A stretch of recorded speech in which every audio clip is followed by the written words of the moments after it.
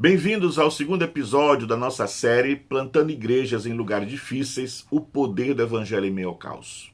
Hoje vamos explorar como o Evangelho tem o poder de transformar vidas e comunidades em contextos marcados pela pobreza, violência e desespero. Como afirmou Mes McConnell em Igrejas em Lugares Difíceis, o Evangelho ele não é apenas uma boa notícia, ele é a única notícia que pode trazer vida em meio ao caos.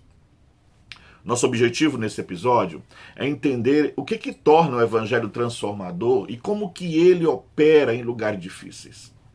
Quando olhamos para contextos de caos e de sofrimento, muitas vezes nós somos tentados a pensar que a solução está em mudanças políticas, mudanças econômicas ou mudanças sociais. Embora esses aspectos tenham seu valor e tenham o seu valor, o verdadeiro poder de transformação está no Evangelho do Senhor Jesus. O apóstolo Paulo escreve em Romanos capítulo 1, verso 16: porque não me envergonho do Evangelho, pois é o poder de Deus para a salvação de todo aquele que crê. Isso significa que o Evangelho não é apenas uma mensagem de esperança futura, mas também é um agente de transformação presente. Ele cura corações quebrantados, ele restaura relacionamentos, ele traz dignidade para aqueles que estão num mundo que os despreza. O que torna o Evangelho tão poderoso em meio ao caos? Vamos considerar três aspectos essenciais. Primeiro, o Evangelho ele reconcilia o homem com Deus. 2 Coríntios capítulo 5, verso 18 e 19 diz: tudo isso provém de Deus, que nos reconciliou consigo mesmo por meio de Cristo e nos deu o ministério da reconciliação. A maior necessidade de qualquer ser humano é a reconciliação com Deus. O pecado não é apenas a raiz do caos externo, mas também do caos interno. Quando o Evangelho ele é pregado, ele traz paz com Deus, ele transforma vidas a partir do coração. A segunda coisa é que o Evangelho ele restaura comunidades. Tito capítulo 2, verso 14 diz: ele se entregou por nós, a fim de remir-nos de toda iniquidade e purificar para si mesmo um povo exclusivamente seu, zeloso de boas obras. Quando uma pessoa ela é alcançada pelo Evangelho, ela passa a fazer parte da nova família espiritual. A igreja local ela torna-se uma comunidade onde o amor, onde a justiça e onde a verdade transformam a dinâmica social. E a terceira coisa, o Evangelho ele confronta e redime o contexto cultural. 1 Coríntios, capítulo 9, verso 22 diz: fiz-me tudo para com todos, com o fim de, por todos os modos, salvar alguns. O Evangelho não apenas desafia os valores corruptos da cultura, mas também traz redenção. Como diz o pastor Ronaldo Lidório, a missão não destrói a cultura, ela redime aquilo que está corrompido pelo pecado, ela resgata a beleza do propósito de Deus para os povos.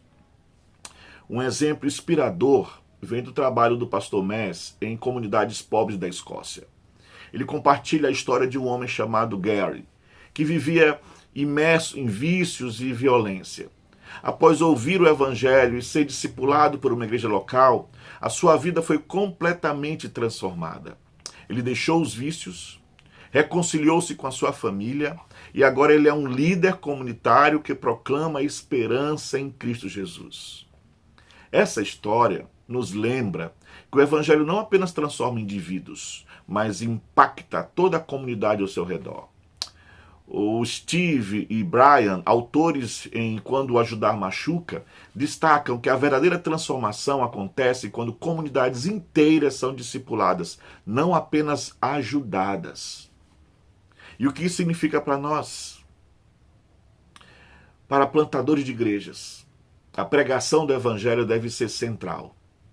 Não coloque sua confiança em estratégias ou recursos humanos, mas no poder transformador da palavra de Deus. Para igrejas e apoiadores, invistam em missões que priorizam a pregação do Evangelho e o discipulado intencional.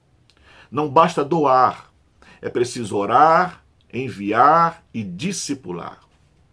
O Evangelho é o único poder capaz de transformar o caos em esperança. Ele reconcilia, ele restaura, ele redime, trazendo luz às trevas e vida em meio à morte. Eu desafio você a refletir. Como você pode ser um instrumento para levar essa mensagem transformadora a lugares difíceis? Seja um plantador, seja um intercessor ou seja um apoiador. Lembre-se, Deus nos chama a ser luz onde há trevas. No próximo episódio, vamos falar sobre o discipulado sério como a chave para a perseverança. Até lá, que Deus nos capacite para viver e proclamar o Evangelho em meio ao caos. Muito obrigado por acompanhar este segundo episódio da série Plantando Igrejas em Lugares Difíceis, o poder do Evangelho em meio ao caos. Que Deus o abençoe, que Deus o fortaleça em sua missão, para que os lugares difíceis sejam menos difíceis e para que a igreja seja mais igreja.